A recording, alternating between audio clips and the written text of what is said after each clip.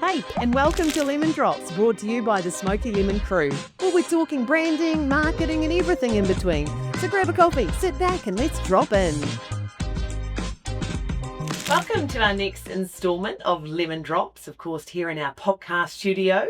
And today's a special one because we're going to get right behind the creative mind of our creative director, Mr. Jimi Hunt. Hi. Lovely to have you here, Jimmy. Thanks for having me. Well, how long have you been working with Smokeylemon for? Oh, crikey, about 3.5 years now. Yeah, it's gone very fast, which is potentially a good thing, I guess. And Jimmy creates a lot of imaging for us. He did this fancy new signs. Yeah. It's the toy. Better than the Venetian blinds. It's better than the Venetian blinds, I have to say. Yeah, no, it's good luck. Yeah, so what we're going to do today, Jimmy, is just talk a little bit about creatives and a little bit behind it, how AI could affect that, and then just a bit more to get to know you. Fantastic. Okay, so let's start with what first drew you into the world of design? Oh, crikey. Well, I always knew I wanted to get into design, but there was a little bit of back and forth between going to design school or going to Lincoln University to do landscape architecture. Right. But, my dad pushed me into doing something with computers, which is probably a really good idea. This was the late 90s. So, it was kind of like an emerging industry. I ended up going to Wanganui School of Design. Was it like all green screens then, like on the computers? Like, was it Commodore 64s? Where were we at? Stone templates. Dial up. Oh, well, my first year I hardly touched a computer, to be honest. It was all kind of like practical skills, like drawing. When I was at high school, we didn't have computers for graphic design. It was all hand drawn, and we had those old tech drawing templates. Because that's all got to come from your head too. I don't know if I could get away with that today, but the head holds a bit more now. A lot going on up there. So you went to design school in Whanganui? Yes, I did. You came out of Whanganui okay? Unscathed, I have to say, but no, it was a great time, great place to be a student as well. Like, my rent was about $40 a week. It was pretty beneficial for a student lifestyle. I had a few extra coins for wines at the bus bar on Friday, so it was great. How has I guess we just touched on when you first started, there wasn't even a computer at school. So how has the creative industry landscape changed from then to now?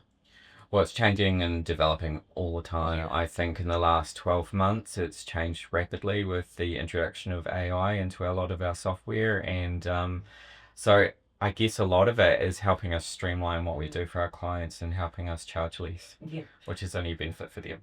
Not us. But everybody wants things done yesterday, right? Oh, yeah. Definitely. And I think as a smaller business as well, you need to be as agile as possible, and to have those tools at your disposal is only going to really be a benefit for both us and our clients. So now the world's quite flooded with visuals. So what makes a piece of design truly stand out for you? I think, and I keep talking to this as well with the team, it's authentic design.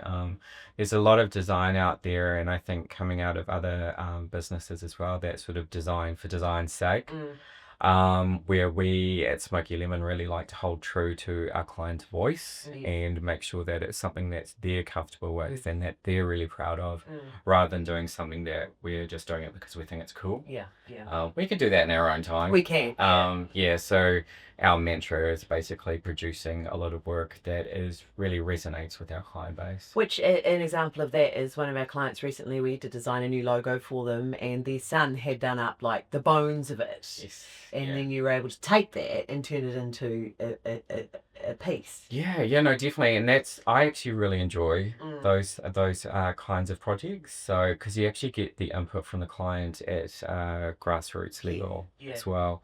And you're taking on their vision and just elevating it, which is really cool. And obviously that does come down to budgets as well. So that's quite beneficial for our clients. If they can provide a lot of that, legwork, the design research phase themselves, that's something that we can just run with and produce something that they connect with, that has linkage to what they're trying to achieve. Because there's no right or wrong as far as knowing what you want or what you don't want, right? Yeah. For the clients. Yeah. Yeah, no, it's always a process, and each client is different. Yes. So we need to make sure that we are doing something that really connects with what their vision is. Yes. So there's a lot of back and forth usually just to get a really good understanding of that. The way we kind of approach it is, supply 3 different, quite unique examples of where we could go, Yes. and then they really drive that creative Nice. process. Yeah. Yeah. Yeah. Yeah. So, AI is quite big now. Yeah. And if it took over all the design aspects of tomorrow, what uniquely human elements would Yes. still make you, our creative director, invaluable? Or relevant. Yeah. We're still relevant, Jimmy. We might be in our 40s. I know. I was just going to say it really sort of comes down to, well, AI only really uses data and input that's already out there in the industry or out there on the internet. So what we do is provide that human connection to what we're producing in a creative level. So that's something that AI can't do currently. Exactly. Unless they start thinking for themselves. Do you think that'll happen? Well, it's kind of getting there. Yeah. But yeah, I think the way what we can provide is a different way of doing things, is a really human understanding of what the client requires and then elevating it rather than AI pulling from all parts of its data pool and providing something that may not really suit. Because it's kind of a one-way conversation with AI. You put all your information in and it comes back out with something. But it's something, yeah, but it's not the same as a backwards and forwards conversation. Yeah, exactly. It does miss that human connection and the understanding. And as creatives, like that, what you offer as a creative, what I offer as a creative, is part of our unique makeup, right? And so that's how you can get that difference. I think so, and especially for a lot of our clients in the regions as well, it's really having a solid understanding of how products and services are sold and marketed in this specific region, which is probably something that AI doesn't have that kind of connection to. No, they don't necessarily know where places are, right? No. Well, they haven't been there. Yeah, tone of voice, stuff like that. Yes, it's really sort of getting down to the nuts and bolts of what a brand is. And I do find with, someone's with AI, it's very Americanized as well. So some of their examples might be like American-based ones, which just is not going to fly in New Zealand. And I think, for Smokeylemon, because we have clients the length and breadth of New Zealand, and something we notice as well is that every region is different. There's a different tone of voice. There's different understandings of how something is marketed to someone, to a customer. So that's something that an AI based in America or Asia wouldn't necessarily understand. So there's always a place for us. Yeah, exactly. Especially our creative director. Thanks, Anna. So, with that said, what is your approach to staying ahead of design trends? Definitely research. Like before we start anything, it's definitely looking at where that brand or that product sits in the market, how we can elevate that into a spot that it's going to get the recognition or noticeability. Checking all positions. Yeah. And looking at sort of keeping an idea of what's in the market in terms of advertising and what platforms are being used and things like that. So we also go to design conferences as well. So having an idea of what's happening globally is really beneficial to us and keeping us inspired. Yeah. Which, as creatives, sometimes it takes, you got to keep that inspiration going. You do. It's really important. And that's something as creatives we need as well. Yeah, it stimulates us. Does. If we asked Mandy this in our first podcast too, if someone, this is more pertain to you being design, but if someone wants to build a career in design, what's one piece of advice you would give them? Yeah, don't do it. Yeah, that's what No, it's great. It's great industry. She was only joking. I think so as a starting point, really get a good understanding of what design skills offer and how you come out of the degree at the other end and what opportunities that may present. We are always happy to talk to people thinking about a career in design as well. We also take on interns Yeah. as well, just so they get that experience. Because, as you know, it's very hard for graduates or anyone to get into a design job Absolutely, because yeah. you don't have the experience. Yeah, And agency work is really yeah. hard and fast. It's not for everyone. That's So right, it's yeah. really good for people to get an understanding of how the industry works Yeah. before they enter it. Because it's that classic line, oh, we took someone with more experience, but how do you get Yeah. experience without experiencing it? Yeah. Yeah, Yeah. And for me, it's something that we do need to support Mm. going forward because they are the future of Totally. the industry. And yeah, so that's something that we are open Yeah. to. What you guys can't see is behind the cameras here is our junior, our intern, who is tirelessly been doing these podcasts, editing. He's been doing it all. So Yeah. shout out to Ben. Yeah.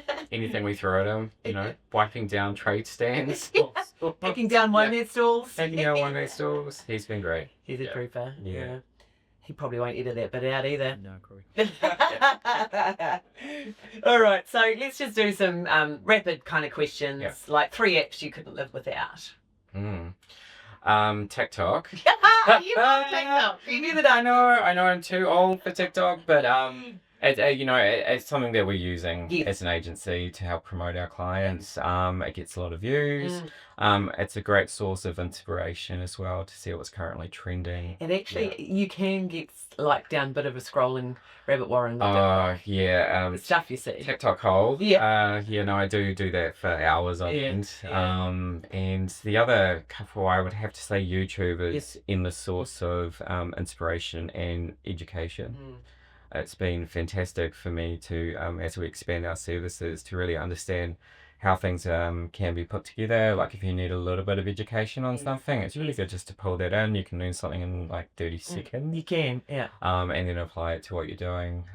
People, I mean, for everyday life, like how do I change the washer in my tap? You know, like Yeah. YouTube's. Yeah. And what's great for us with our clients with YouTube is there's those ads at the start that you cannot fast forward. So Yes, yeah. So it's a great placement for advertising, and it's demographic focused Yes. as well. So that's something. It's so much more effective Mm. than linear Mm. TV or Mm. radio advertising, and it's a lot more cost effective as well. So that's something that we can help you with. yes, yes, you can hit us Yeah. up for that. No problems. Jimmy might design something for you. Yeah, exactly. Third one, Mhm. I guess Facebook. Yeah, You know, the like old, it's hard to keep up with the- tried and true. Yeah. But the advertising opportunities on Facebook are Yeah. amazing. Mm. Bang for buck, really, really Yeah. good. Utilizing like video content as well as part of your advertising strategy is you're going to get a lot more coverage and buys on it. Because we Yeah. can do sponsored ads, right? So that, Yep. and then they're targeted too. So Yeah. they'll. We do a whole range of different products in terms of how you can advertise, like direct marketing, like click-throughs to your website, instant forms, that kind of thing. And the good thing about utilizing Meta and YouTube as well is that you actually get the analytics back on it. Yes, so it's As well. measurable. Yeah, so for your more traditional forms of advertising, you get given impression guesses, Yes. Yeah. which give you somewhat of an idea Yeah. of your return on How investment. many clicks and how many of that turn into calls? Yeah. So with being able to provide that data back to our clients, they get a clear understanding of what's working, what's not working, what do we pull out of market That's and right. reintroduce. Yeah. So yeah, it is really worthwhile investing in. Well, and when they're spending their hard-earned money on Yeah. that, to be able to have that measurable piece to Yeah. show you where it went Yeah. is, like it just gives you peace of mind. It does. It Yeah. really does. So yeah, come and have a chat with us. Yeah, you're doing some good selling here, Jim. Yeah, I know. All about that. Yeah. Dream brand or client to design for? Oh, crikey. That is a tricky one, Isn't it? Because so many. I don't have favourite. I know. I mean, I do love doing product design. One of my favorites that we've actually designed for who's a client of ours is Yellow Bikes. Go check them out, wafers.co.nz. And now they're the old school pink wafers from our ice cream sandwiches. Yeah. So last year we rebranded them from JJ Wafers, which is a staple brand that's been in the market for about 40 years. So the clients of ours came in and bought the company about 12 months ago. And we rebranded it to Yellow Bites, and so that's out on shelves now. Yeah. They primarily sell in Australia, through Coles, but they do have products in Countdown currently as well. So, and they're basically, you remember those sampler packets you get at Christmas time? Pink Razor biscuit, the cream? Yes, it's my go-to. Yeah. My first one I go to in a sampler. Yeah. So that's those guys. Is it? Yeah. Actually, I knew that. I was just playing it up for the camera. Yeah, good acting. Yeah.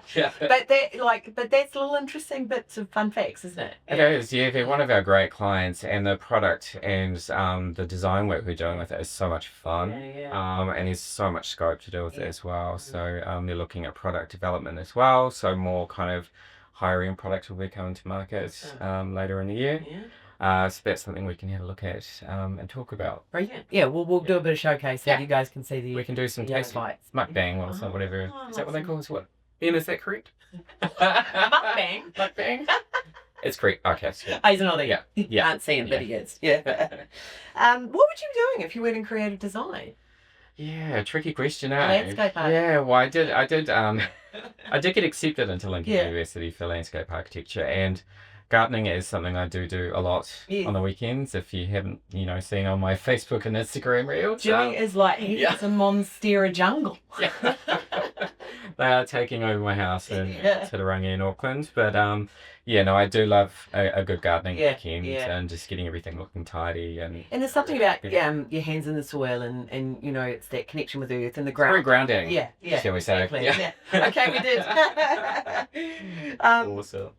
Now, Jimmy, are you a coffee or a tea person? What's your creative fuel? Well, we have had this debate in the office at me, and I'm definitely matcha, and trying to get you on the boat, but and as I'm a coffee. I'll say it like you. Oh boy.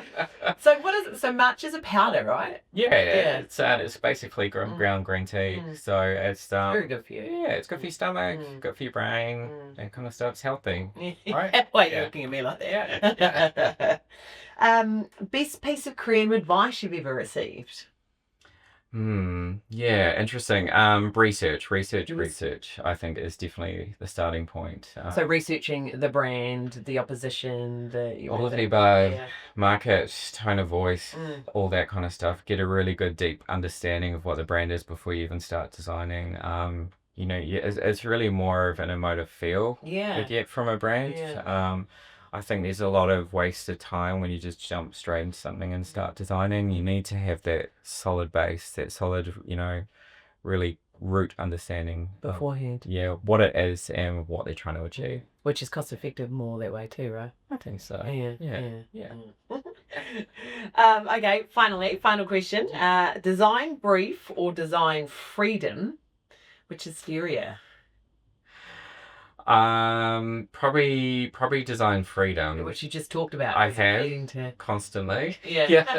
Research. Brief is we really need to have a solid understanding of what the deliverables are before we jump into stuff. Otherwise, it's just never ending. That's right, and you need to scope it down to know what you're working with.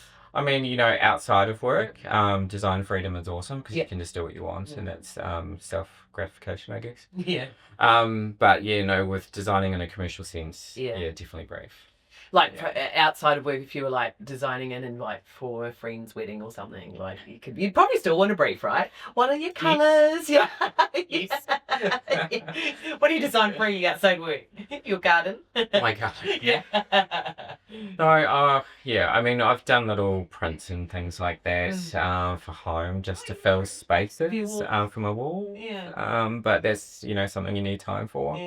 Don't have a lot of spare time, but it's something I'd probably like to do more in the future is design my own stuff. Because it's kind of like when people come to your house, they expect to see like artwork all over the walls and but it's like a builder, like your house is glass. It is, it really is, and then we've got a lot of old paintings and newer paintings, and I just quite like to have something that's got historical value to it. That's right. So you can sell it. If I get poor. Things don't work out. We did do some purchasing with the the BNZ auction as well. So we bought some original Toss Wallison sketches. So they're a pride of place in our dining room, which is bit of New Zealand history, New Zealand artwork. Yes, that's pretty cool. And also sounded quite flash. I try. He does live in Auckland. Well, Jimmy, that is us. Like, what a Okay. treat to get to know you Yeah. a little bit more, and I hope Yeah. there's a few tidbits in there for clients. Yeah. Yeah, So, but yeah, no, we're always here to help. And if you yeah. want to come have a chat, we're always pretty open to a coffee or a matcha. Yeah. Coffee, matcha. Yeah. You know our order now. Yeah, exactly. So, thank Yeah. you for taking the time to listen, and we look forward to bringing you our next instalment. Yeah. Thank you, Thanks, Jimmy. guys. Ka kite anō. Ka kite.